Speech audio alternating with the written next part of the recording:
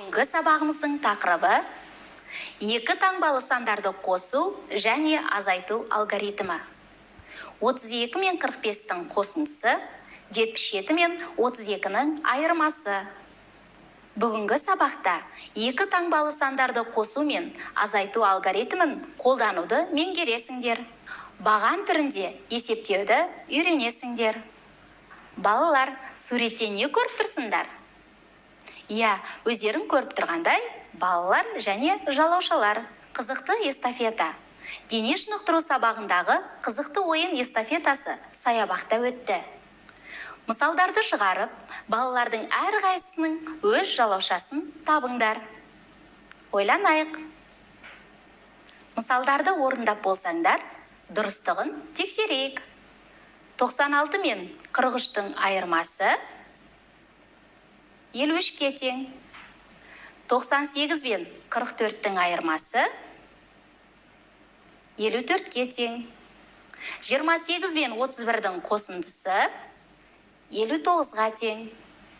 85 мен 12-нің айырмасы 73-ке тең. 44 мен 26-ның қосындысы 70-ке тең. Жарайсыңдар балалар. Сендер де дұрыс орындадыңдар деп ойлаймын. Олай болса, өздеріңді тексеріңдер. Ал енді сабағымызды жалғастырайық. Ауызша қалай есептеу керектігін үйренейік. 32 мен 45-тің қосындысы 32 санында 3 ондық, 2 бірлік. 45 санында 4 ондық, 5 бірлік. Ондықтарға ондықтарды қосамыз, бірліктерге бірліктерді қосамыз. 3 ондыққа 4 ондықты қосамыз. 7 ондық. 2 бірлікке 5 бірлікті қосамыз. 7 бірлік. Сонда 7 ондық, 7 бірлік. Ал енді 77 мен 32-нің айырмасын табайық. 77 санында 7 ондық, 7 бірлік. 32 санында 3 ондық, 2 бірлік. Ондықтардан ондықтарды азайтамыз, бірліктерден бірліктерді азайтамыз. 7 ондықтан 3 ондықты азайтамыз. 4 ондық. 7 бірліктен 2 бірлікті азайтамыз. 5 бірлік. 4 ондық, 5 бірлік қалды. Балалар, есептеуді баған түрінде жазған ыңғайлы. 32 мен 45-тің қосындысының мәнін табайық. Ондықтардың астына ондықтарды жазамыз, бірліктердің астына бірліктерді жазамыз. 3 бірлік пен 4 бірліктің қосындысы 7 бірлікке тең. Бірліктердің астына жазамыз. 3 ондық пен 4 ондықтың қосындысы 7 ондыққа тең. Ондықтардың астына жазамыз. 7 ондық, 7 бірлік. 77 мен 32-нің айырмасы. 7 бірлік пен 2 бірліктің айырмасы 5 бірлікке тең. 5-ті бірліктердің астына жазамыз. 7 ондық пен 3 ондықтың айырмасы 4 ондыққа тең. 4-ті ондықтардың астына жазамыз. Сонда 4 ондық 5 бірлік болады. Баған түрінде жазып, түсіндіре отырып есептеңдер. Дұрыстығын тексеріңдер. Балалар, қосу амалына кері амал, азайту, азайту амалына кері амал, қосу екенін сендер білесіңдер. Ал енді өрнектердің дұрыстығын тексерейік. 36 мен 23-тің қосындысы 59-ға тең. Бірінші қосылғыш 36, екінші қосылғыш 23. Қосындының мәні 59-ға тең. Енді осы өрнекке кері амал азайтуды пайдаланып тексереміз. 59 мен 23-тің айырмасы 36-ға тең. Азайғыш 59, азайтқыш 23. Айырманың мәні 36-ға тең. 98 мен 65-тің айырмасы 33-ке тең. 98 азайғыш, 65 азайтқыш. Айырманың мәні 33-ке тең. Енді осы өрнекке кері амал қосуды пайдаланып тексереміз. 65 пен 33-тің қосындысы 98-ге тең. 65 Бірінші қосылғыш 33, екінші қосылғыш қосындының мәні 98-ге тең. Балалар, көрсеткен үлгі бойынша мына тапсырмаларды өз беттеріңше орындаңдар. Орындап болсаңдар, дұрыстығын тексерейік. Ал енді келесі тапсырманы орындаймыз. Әртүрлі өлшем бірліктерінде шамалардың бірдей өлшем бірліктерге айналдырып алып, содан соң амалды орындаған тиімді.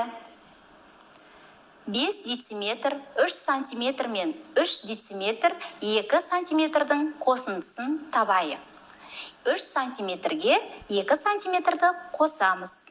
5 сантиметр. 5 дециметрге 3 дециметрді қосамыз. 8 дециметр. Жауабы 8 дециметр 5 сантиметр.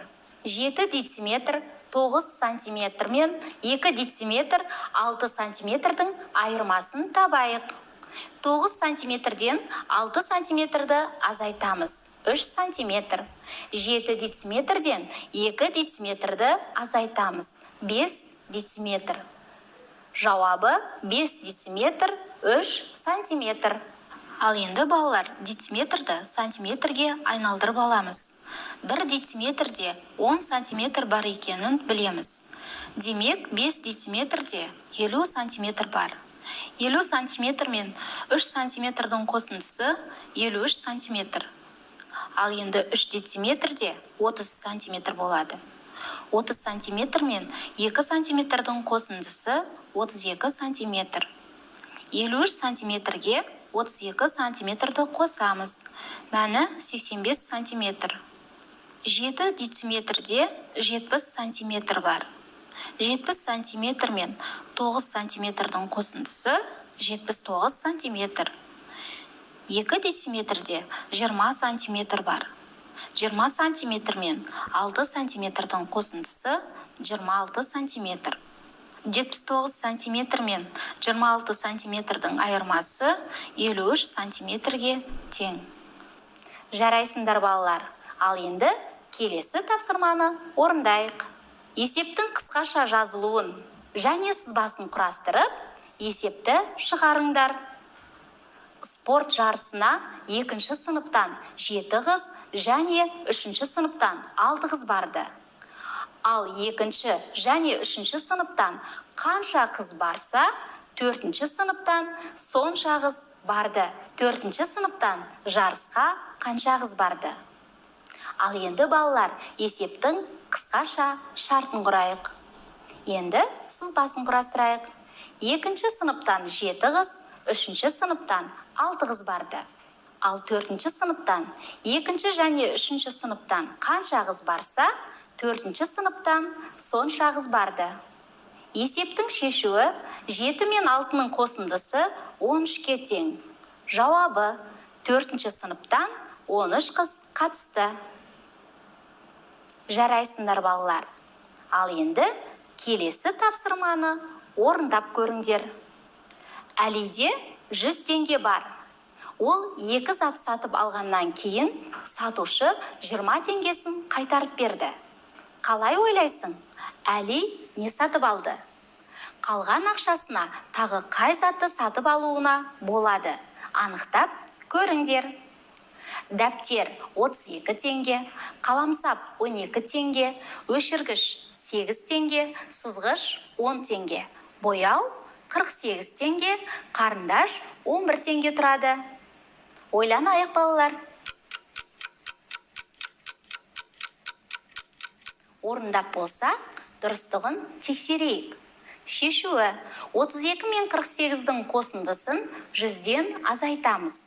100 бен 80-ның айырмасы 20-ға тең. 12 мен 8-дің қосындысын 20-дан азайтамыз. 0-ге тең. Жауабы: Әли 100 теңгесіне 32 теңгелік дәптер, 48 теңгелік бояу сатып алды. Әли қалған 20 теңгесіне 12 теңгелік қаламсап, 8 теңгелік өшіргіш сатып алуына болады. Жарайсыңдар балалар. Тапсырманы дұрыс орындадыңдар деп ойлаймын. Балалар, бүгінгі сабақта не білдіңдер? Екі таңбалы сандарды қосу және азайту алгоритмін қолдануды, баған түрінде есептеуді үйрендіңдер. Сонымен біздің бүгінгі сабағымыз аяқталды. Келесі сабақта кездескенше сау болыңдар.